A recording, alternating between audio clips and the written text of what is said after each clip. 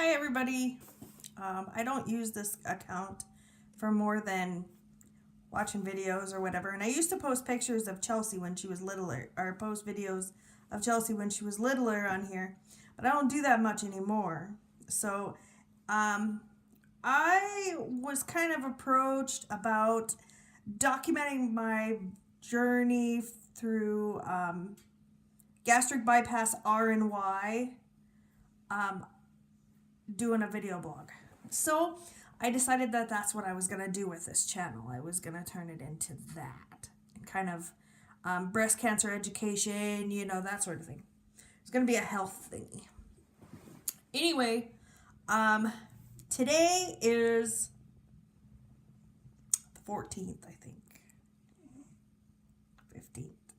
Something like that. 16th. It's been a long week. I'm sorry. I can't keep my days straight. But anyhow, I made a major decision over the summer. I decided that I was going to check into bariatric surgery. I had a meeting with the bariatric surgeon and her nurse to do an educational sort of thing on July 22nd. That was my meeting date. And I filled out the information packet that they needed, turned in all of my medical records, and I didn't hear from them again until about the 1st of December. And the lady called me and she told me, she says, I got good news for you. You qualify, and we would like to start the process for you to have this surgery if you're still interested. And I jumped up and down and screamed, hell yes! So my first bariatric appointment was December 11th.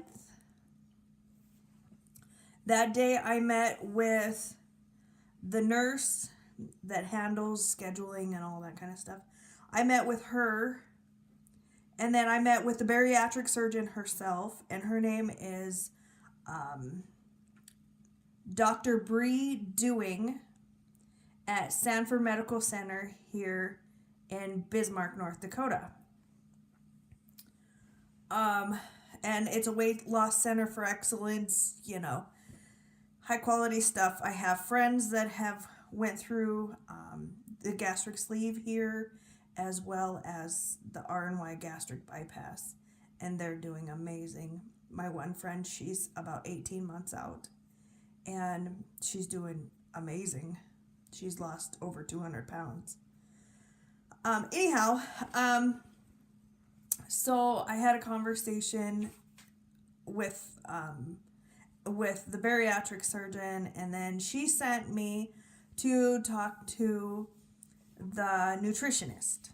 And so the 11th of December was my first meeting with the nutritionist, and then I had to see the nutritionist again on January 11th. I see her on February 11th, and then I'll see her again on March 1st. I only had to do 4 meetings with the nutritionist, 1 with the bariatric surgeon, and I'll have to do 2 with the bariatric surgeon's nurse. The only thing the bariatric surgeon said to me was that she wanted me to lose 10 pounds before I had the surgery. And actually, I've already achieved that. So my trick is going to be to keep that 10 pounds off. But I want to be on the safe side. I want to lose more like 20 before I go in and have this surgery. And I think as long as I stick to my diet that the nutritionist prescribed me, I think that is totally doable. I've already dropped the 10 pounds without even a problem. I have to meet with the psych doctor on March 1st. March 1st is the psych doctor. March 25th is my last nutritional meeting. I also, during the process, I also have to go to the bariatric surgery support group. and it meets like the second Tuesday of the month. And it's a 2-hour meeting at the hospital, so it's not a big deal.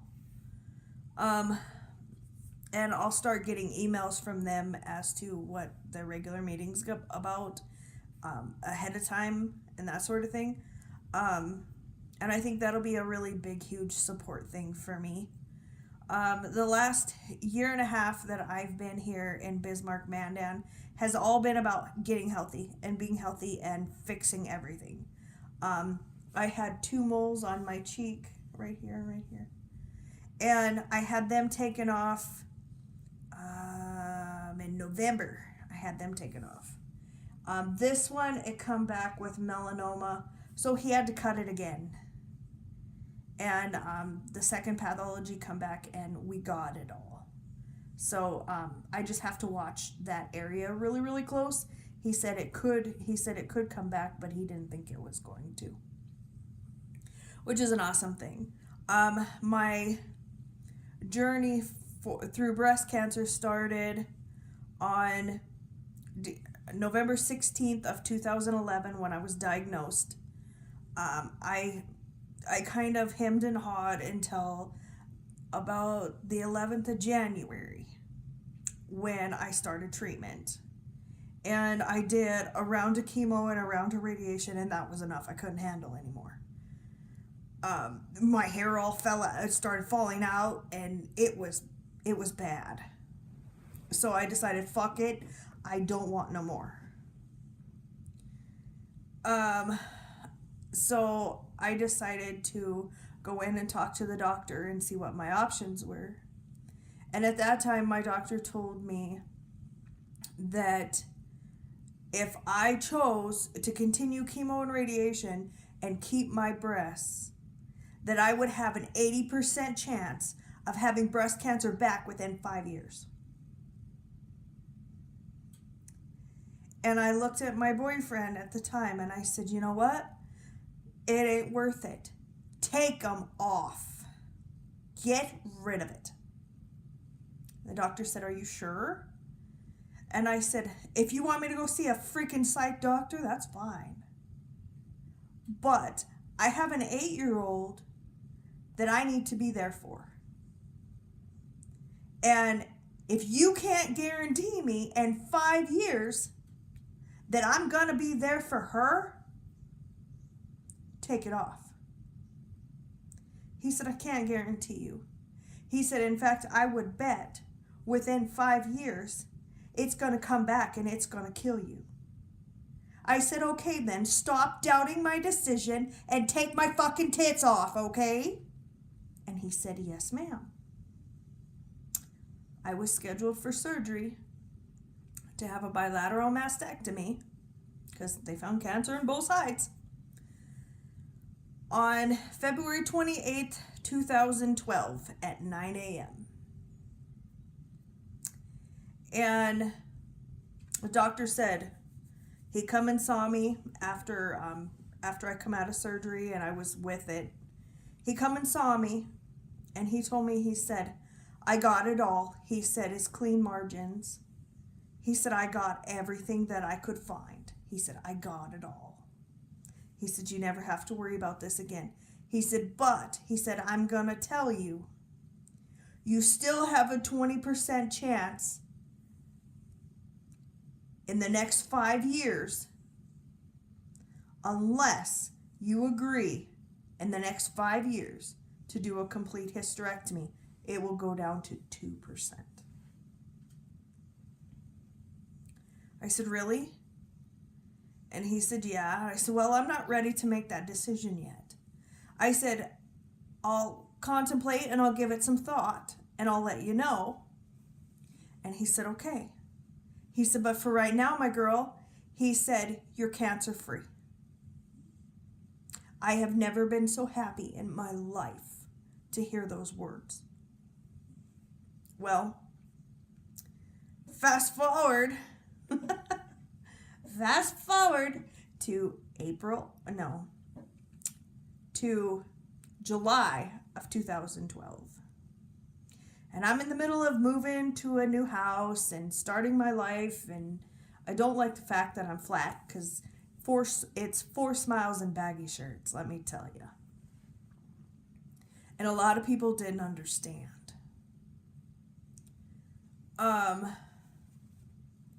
So all of a sudden, my cycles got really, really crazy.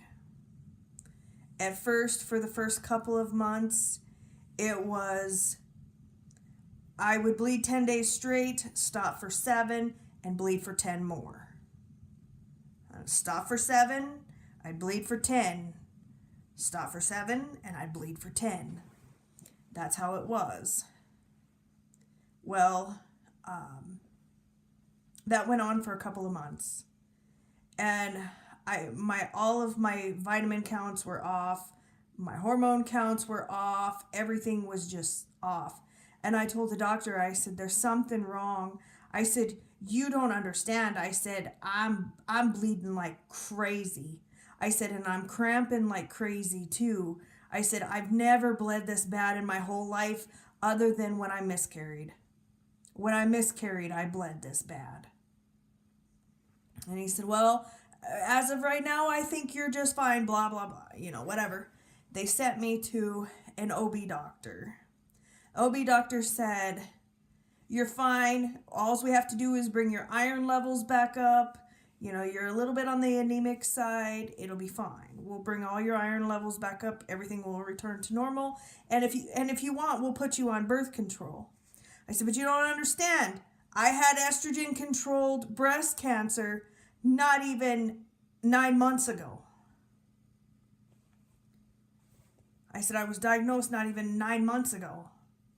And they said, well, we can do some more digging if you like. Maybe we'll see how you are in a couple of months. We'll watch things for a couple of months, and then we'll see how you are. I'm like, okay, fine, whatever. Well, starting in December, right before Christmas, I bled for 3 months straight. December, January, and February. 3 months straight. And I went into the doctor and I said, there's something wrong. I'm bleeding. I've bled for the last 3 months and it won't stop. Well, they tried progesterone. He told me, he said, well, if you're estrogen controlled, that means you can have progesterone. Let's try progesterone and see if we can get it to stop. It lightened up, but it didn't stop. And I told him, I said, there's something wrong. You need to go look. There's something wrong. This is my body.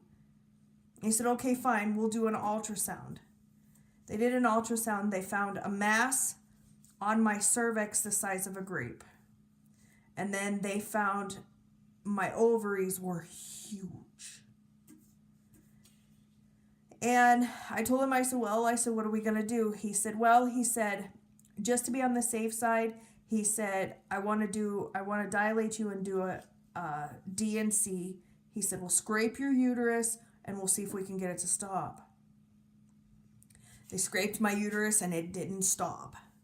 He said, you have a choice. He said, we can do an endometrial ablation.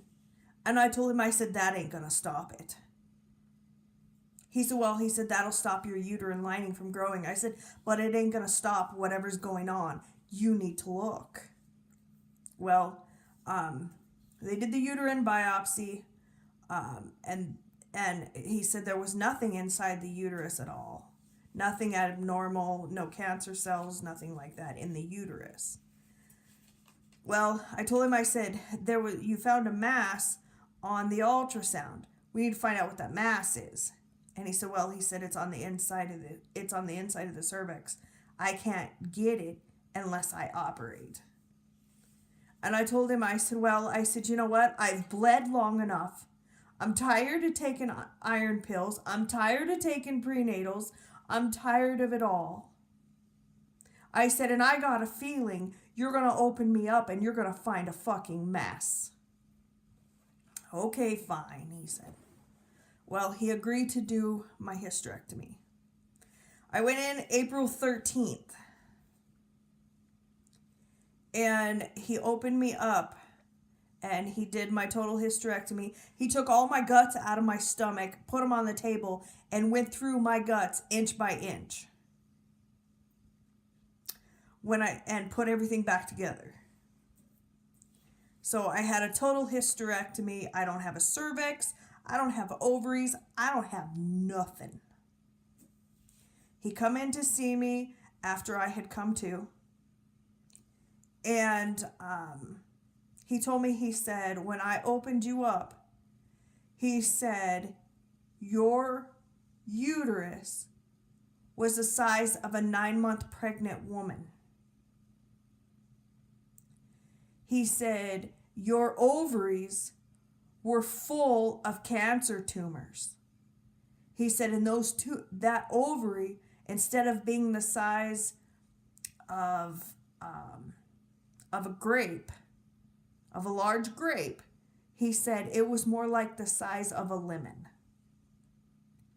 He said somehow or another you ended up with endometriosis, and there was endometrial uterine lining everywhere. He said I had to clean that off. He said I did a pelvic wash, and just to be on the safe side, I took both of the lymph nodes in your groin. He said I took your cervix. He said, and on the inside of your cervix there was a mass the size of a large grape that was cancer. He said, and it had been there for a while.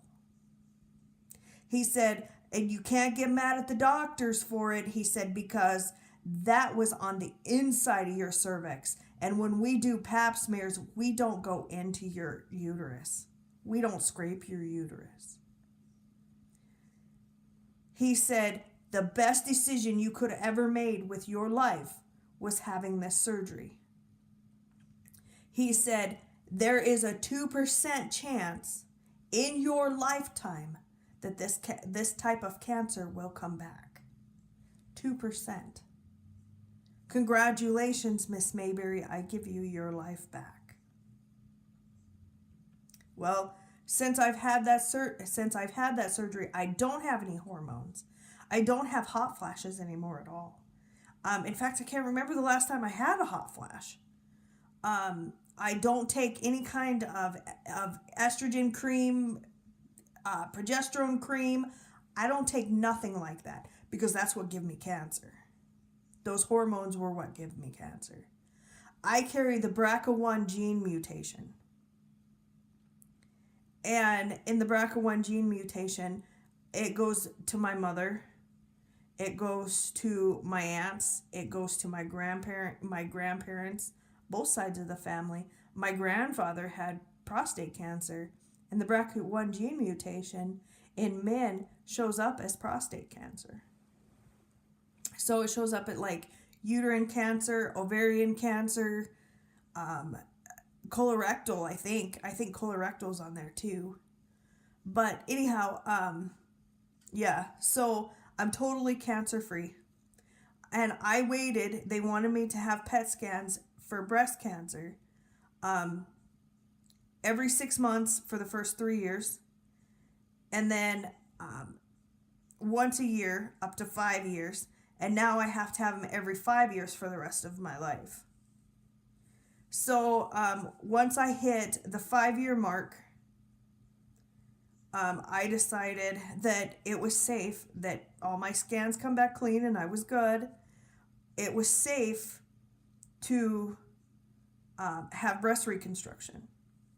So I moved down from up by Botno, along the Canadian border. I moved down to Bismarck, Mandan, August of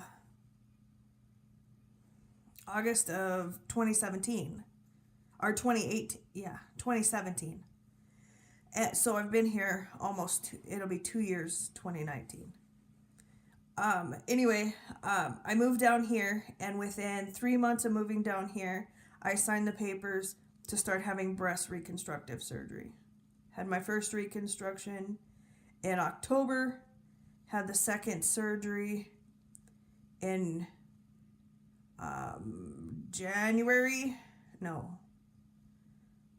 October, and then the second surgery I had in February 28th at 9 a.m., 6 years to the day I lost my breasts. So that was kind of a bittersweet anniversary, you can about bet. And then I had my third reconstructive surgery just this past August or September. I had the final surgery for that. Now that journey is totally done. And I'm excited. I have great boobs. I love them. My boobs will never sag. I have saline implants. My size is a 575 cc's, and I'm saline, moderate profile. Being fitted for a bra right now, I'm at a 38 double D. So once I start this gastric bypass journey and I lose all of my weight, I will probably go down to a 36 double D. Keeping in mind that I have no boobs like a normal person would.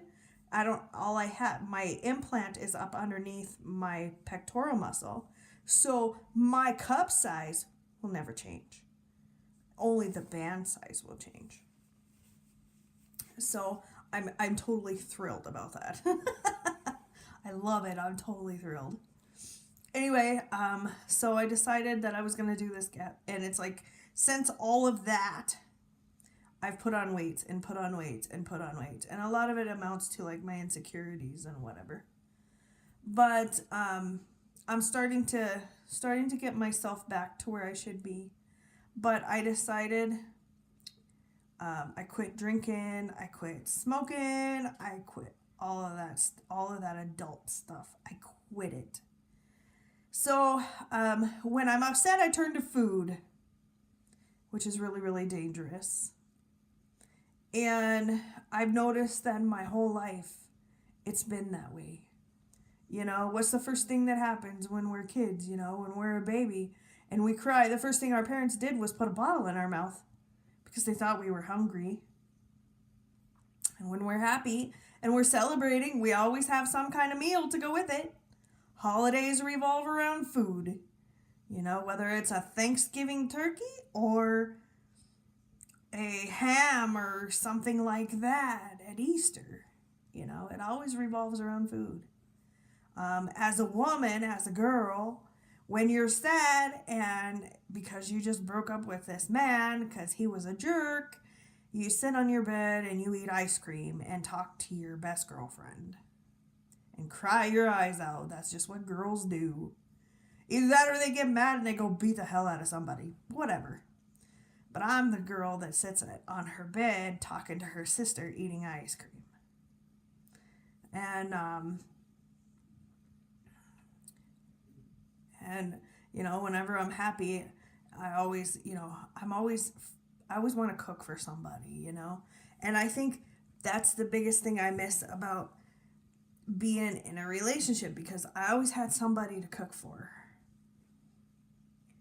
I can cook for Chelsea, but it's just Chelsea and me. It's no fun cooking for just Chelsea and me. I want to cook for other people, But, so I have this big, huge, long battle with food. And I don't feel when I'm full anymore until it's way too late. And my stomach feels like it's gonna bust. So I've had to, the last couple of months I've been using MyFitnessPal. And it has really taught me about portion sizes and that sort of thing. And I never done that before. And it started saying that I needed 210 or 2,010 calories a day. And I got really, really pissed off about that because there was no way I'd even make half of that. So I went and told the dietitian about it, and she changed it to 1,200. And on a good day, I make 950. If I'm not hungry, I don't eat. If I don't feel like I'm hungry, I don't eat.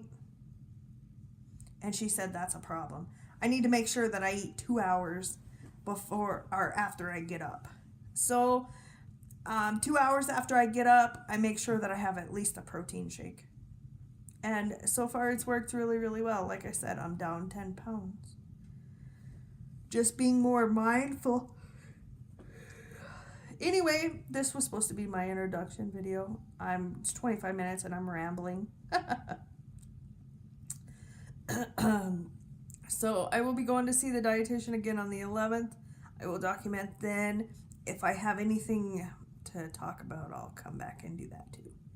So it's getting late here in North Dakota. It's well after midnight. Have a good day. Bye-bye.